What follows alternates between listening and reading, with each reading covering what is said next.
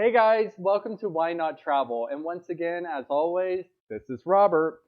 And I'm going to do something today that I actually said in one of my videos when I was covering my last two cruises I just did, is that it's going to be extremely difficult to do, which is to compare the Carnival Radiance with the Royal Caribbean Navigator of the Seas. Now, I already know a lot of people are going to say that's not a fair comparison. Why are you doing that? The only reason why I decided to do this is because they are the two rival California cruise getaways for California. How am I going to do this? We're going to go through different categories. I'm going to give you my honest opinion about the two ships. And then I'm going to tell you ultimately if I had to decide which ship I would prefer to be on to do a California getaway cruise. So I'm not talking about the cruise lines themselves. I want to make that very, very clear. This is not comparing Carnival to Royal Caribbean. This is literally comparing the two California cruises that you're probably going to have to make this decision on. Is do I go on the Radiance or do I go on the Navigator? And both offer two different experiences, and they are for different types of people. And depending on what you're looking for, you might find this very, very informative before you book your cruise on either one of the ships. So I have ship model, as you guys can see, and right here is the Carnival Radiance. And right here is the Royal Caribbean Navigator of the Seas.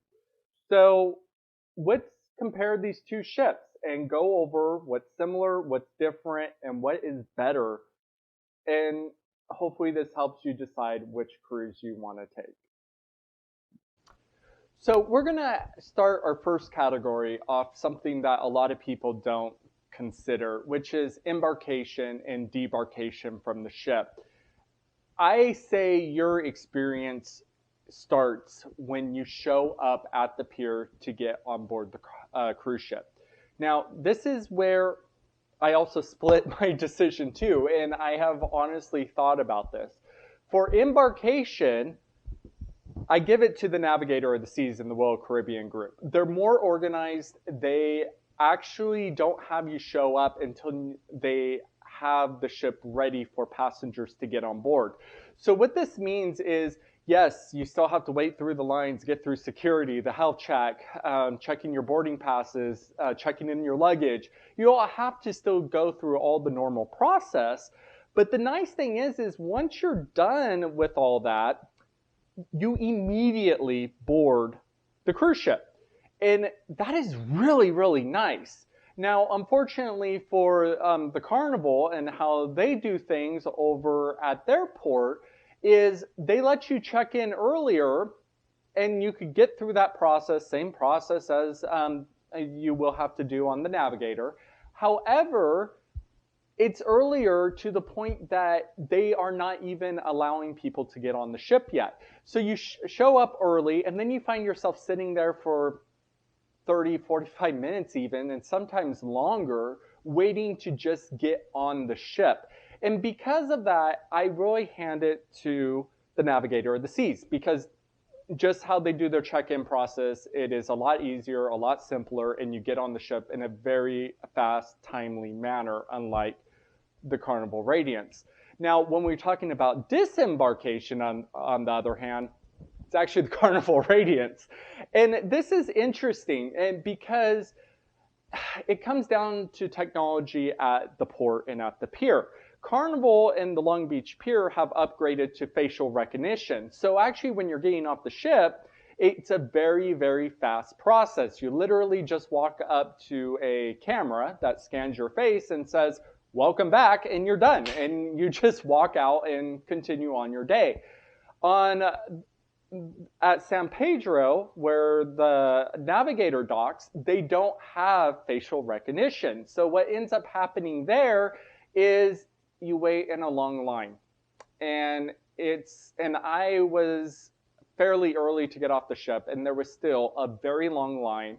and you basically queue up and you walk up to a counter, you present your passport, they look at your passport, look at you, confirm that it's you, and say welcome back to California in this case, and you carry on your day. But that process, it's amazing. It's the exact same process, but one is a camera and the other is a physical person. And when it's a physical person, it's just a long, drawn out process. And when you are trying to get over 3,000 people off the cruise ship, it's not a fun time. It left a bad taste in my mouth once the cruise came to an end. So that was a shame on that standpoint. But it's interesting that embarkation was so smooth on the Navigator, yet debarkation wasn't. And it was the complete opposite when it comes to the Radiance. Now, I'm going to take a moment to talk about the crew on board and the experience you get when you're on board the ship. On this topic, and I'll probably do this for the other topics going forward, is I will explain what the feeling is and the treatment you will get on board these ships, and then I will tell you what I personally prefer. So let's start with the Navigator of the Seas. So Navigator of the Seas is very, very professional. The crew know how to do their job. They are very attentive, and they'll make sure that you have a good time. And like I said, Royal Caribbean is known for their service, and if you have any issues, you could contact them and they'll address the issue and whatnot, and that is very, very nice. It's like staying at a 5-star resort. That's the service you will get on a Royal Caribbean cruise. So on Carnival, this is where the differences start. On Carnival, it's a more of a fun vibe from the crew and just the overall feeling of the ship.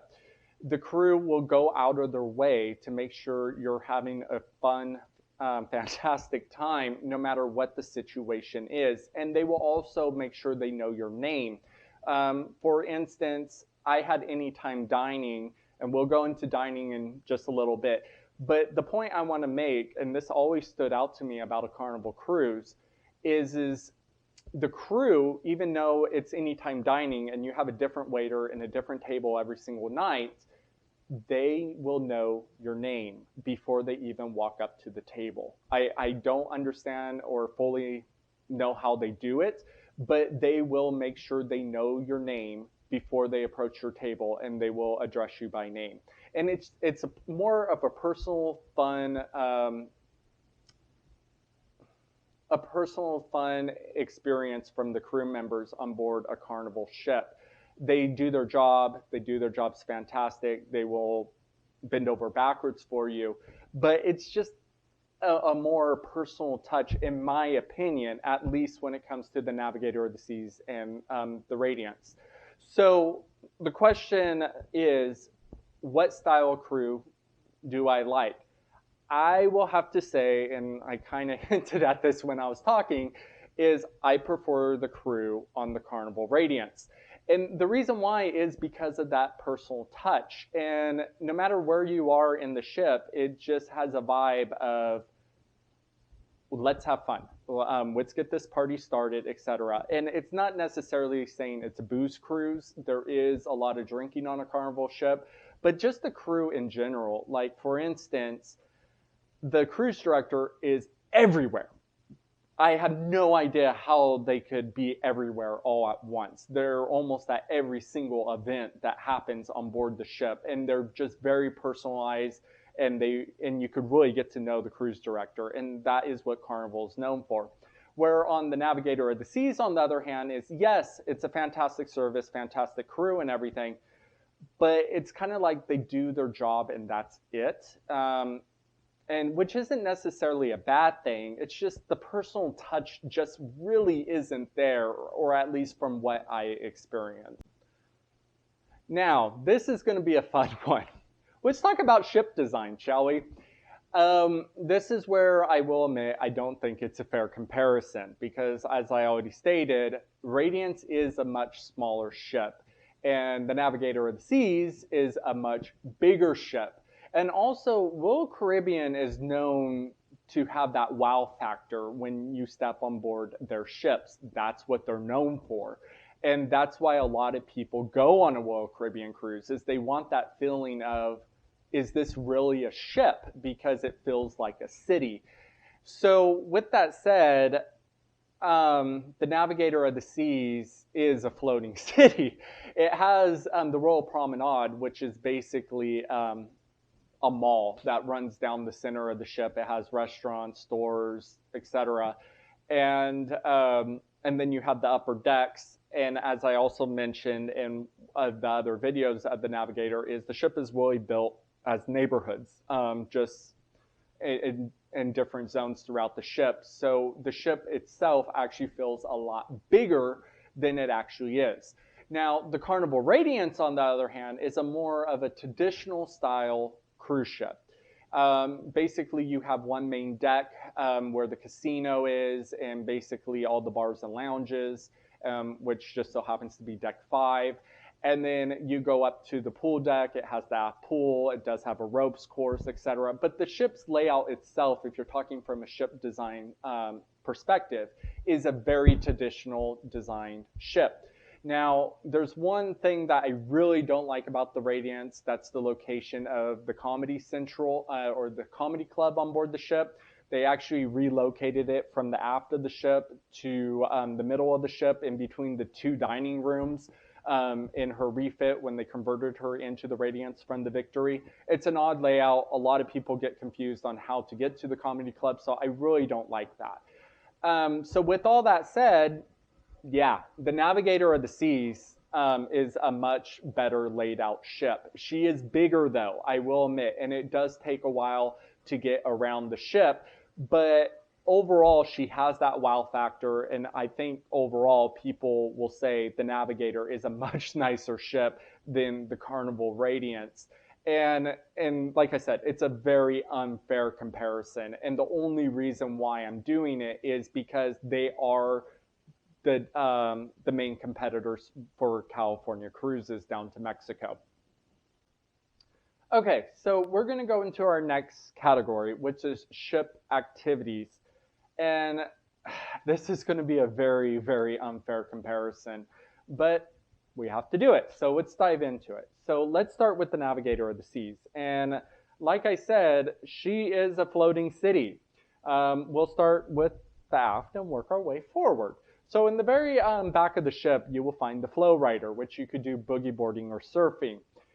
Then you will go into the water slides, which I haven't met a single child or adult that has been on them that said that they don't like them. They actually say they're some of the best water slides they have ever been on. Then we go into the basketball court. Okay, yeah, nothing really to brag there. It's a basketball court. All cruise ships have them. But the one thing I will say is it's actually a full-size basketball court, and that is a difference. Then you move into the rock climbing. And then if you go from there, you have the resort-style pool, which it's a pool and a bar, and yeah, you're going to have a good time there.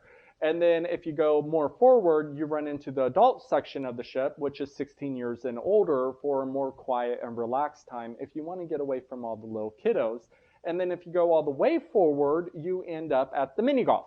Once again, mini golf, it's on every cruise ship nowadays. But the mini golf on the Navigator of the Seas, though, is themed, and it is very, very cool and to look at and see and visually pleasing than some other golf courses I have seen on cruise ships. Now, if you go inside the Navigator of the Seas, you will have sometimes ice skating, or you'll have laser tag. And then you also have the Royal Promenade. Now, I will say one thing about the Royal Promenade. I really thought I would, before the cruise, that I would spend a lot of time in the Royal Promenade. And what I have experienced, and I know everyone's different, but what I experienced after going on the Navigator of the Seas, I found I was hardly ever in the Royal Promenade. I was always in other areas of the ship, and the Royal Promenade is more of a wow factor of, holy cow, is this really a ship? But as far as things to do, there's not a lot. I mean, yes, there's a store, there's a couple of bars and lounges, But I don't know. I just found myself up on the upper decks more than the Royal Promenade. However, if you don't like the outside and you don't like the sun, Royal Promenade's a cool place to hang out. So, and then of course you have your theaters and all that, and all your usual cruise ship activities. So the Navigator of the Seas will keep you entertained. If you're on board this ship and you say there is nothing to do, I don't know what to tell you, because this ship almost has everything. And yeah, I mean, there you have it. That's the Navigator of the Seas. So now let's go into the Carnival Radiance, much smaller ship. So what do we have on board the Carnival Radiance? Well, in the aft, you have your pool and whirlpools. Okay, that's typical. And then you have your ropes course. Now that's cool. Navigator didn't have a ropes course, but Radiance does. And you go up a little farther and you run into the mini golf and the basketball courts and everything. And then you have your midship swimming pool. And then you will have your two water slides, a tube slide and an open slide. Now, I will say the water slides on the ship, they're kind of small. They're more for kids. Adults like myself, you might get stuck if you go down them. Yeah, they're not that fast for adults, but for kids, they go down them like nothing. And then at the very front, you have Serenity, which is the adult area on the ship again. And it's a nice place to chill and relax. Now, inside the Radiance, you really have bars and lounges and a casino. And it's, like I said, it's a more traditional design and cruise ship. So, yeah. So in that aspect, if I'm talking about ship activities, it goes to the Navigator of the Seas. This ship has almost everything, and it is a floating city. And if you want that wow factor and you just want to make sure everyone is entertained at all times, your safer bet is going to be on the Navigator of the Seas.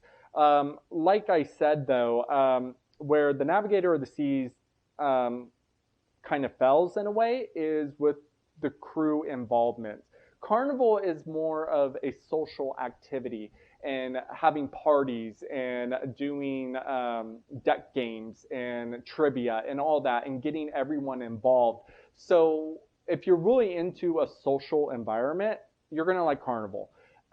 If you want more of a chill vibe and not necessarily have the social atmosphere, then Royal Caribbean, because Royal Caribbean concentrates more on the ship and to wow the guest and have all these activities, where the Carnival Radiance kind of falls flat there and relies heavily on the crew to entertain the guest. And that is the big difference in between these two cruise lines.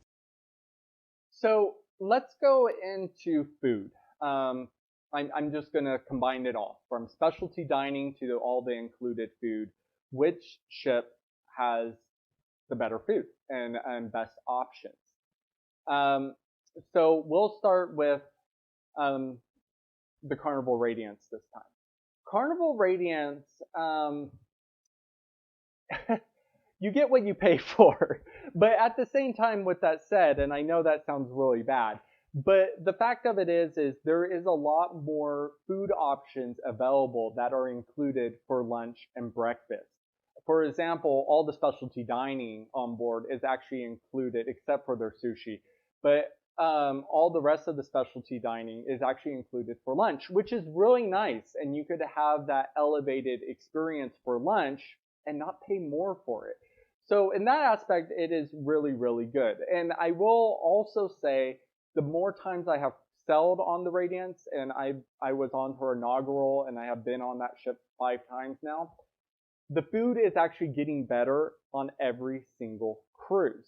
And so I think that it just has something to do with the whole restart and all the cutbacks that all the cruise lines had to do. And now Carnival is getting back to a position where they could provide the quality of food that they used to in the past. Food is very subjective, though. I will say that I have met people that say Carnival has the best food of all the cruise lines, and then other people say it's mediocre. So it really depends on yourself. But like I said, for lunch, it's phenomenal. You have big chicken, you have the blue iguana cantina, you have the buffet, which it's skip the buffet. You'll thank me later. And then you also have cucina, where you get a pasta bowl. And I know I'm forgetting some of the other options on board, but just overall for lunch, it's fantastic, and a lot of it is included. There is a couple of exceptions, but overall it's included, and you really feel like you get your money's worth on board a Carnival cruise with all the food that's included. Now, for Navigator of the Seas, Navigator of the Seas, food is phenomenal. I really don't care where you eat on board the Navigator of the Seas. You're going to have a fantastic meal. From the buffet, it's what I envision what a cruise ship buffet should be, and it's good. And to its specialty dining, which is, if you have time to go to Jamie's Italian, probably some of the best Italian food out on the open ocean. But where the drawback really is it's not included. The only restaurants really included on a Royal Caribbean cruise is your buffet and main dining room. That's a given. That's always going to be included. And then, yes, you have El Loco Fresh, which is grab and go Mexican food. But everything else, you got to pay more for. And so that's the drawback, where they don't have as many included options, especially for lunch, compared to Carnival. And so I kind of feel like I have to spend more on a Royal Caribbean cruise than I do on a Carnival cruise, because not as much is included. But the food quality itself is phenomenal. And like I said, you're not going to have a bad meal on board the Navigator of the Seas. There is one specialty dining, though, that I will give to Carnival, hands down, no questions asked, is their sushi. I did sushi on both ships, and I heard a lot of good things about Azumi's. And like I said, I just was not impressed. It was, I think my expectations were too high from all the fantastic things I have heard.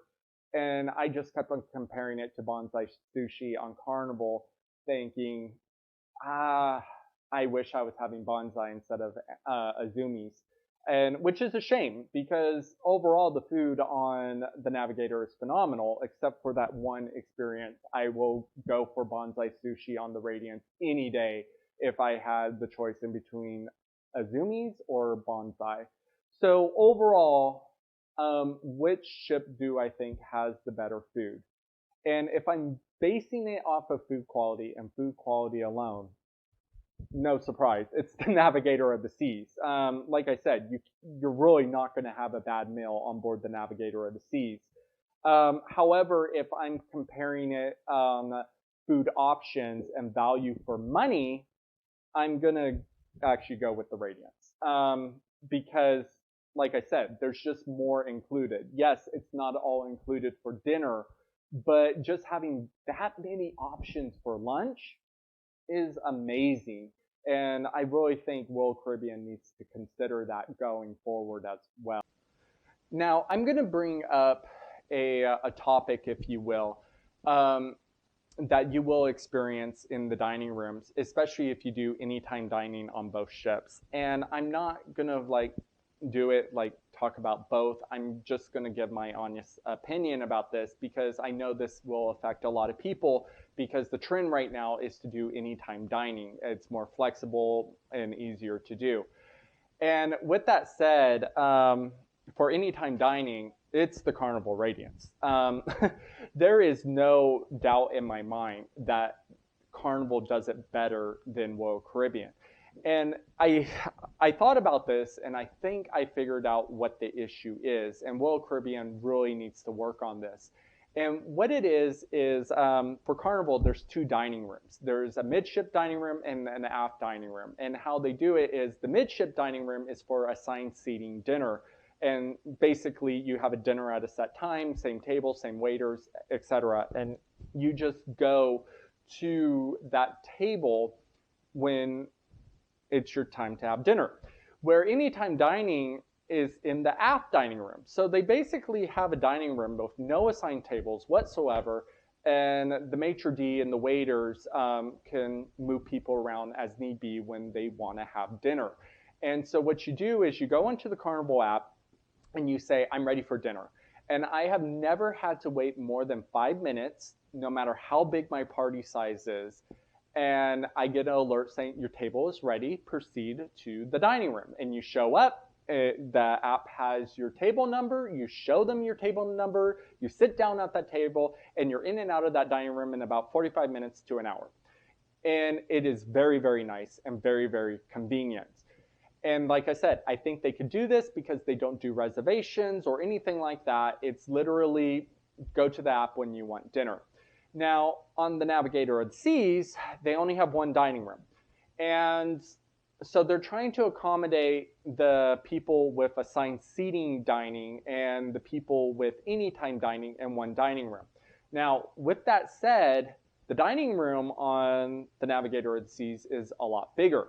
So they should be able to accommodate all this. And maybe they could do it as maybe deck 3 and 2 is assigned seating, and deck 4 is anytime dining. I don't know. They need to work on this, because how it's currently set up right now is you got to make a dinner reservation. And the reservations are first come, first serve. So what happens is before the cruise, everyone makes a reservation. And once you're on the ship, if you don't have a reservation, you're not going to be able to have dinner until around 9 o'clock.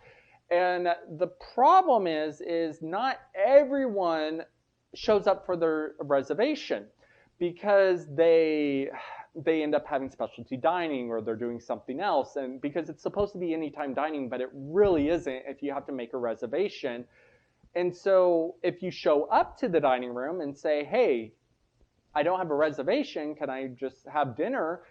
The maitre d' and the waiter staff don't know how to accommodate you, because yes, there's empty tables in the dining room, but according to their system, they're fully booked.